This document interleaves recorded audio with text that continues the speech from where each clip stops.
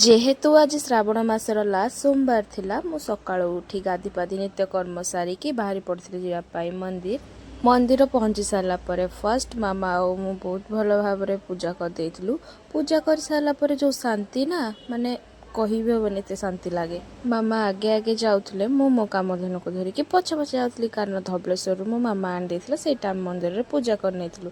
तो आसला परे मु चा कर देथिली अदा बिना तो चा अधूरा ना चा कर सारा पर मु कर देथिली देन आलू कषा बिकज आज बिना प्याज रसुण हब बोली मामा मु जेहेतु श्रावण मास सोमवार पालू तो बिना प्याज रसुण कर देथिलु।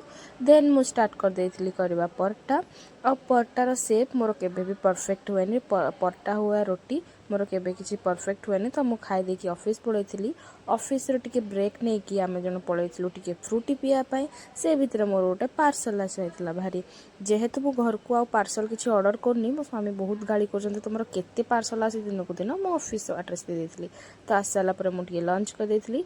आज डिनर रे आमे कर देथिलु पिठो कारण पिठा करवार थिला पिठा को तरकारी आमे कर देथिलु। तो आजिर मिनी ब्लॉग टी एतिकी रहिली नमस्कार जय जगन्नाथ।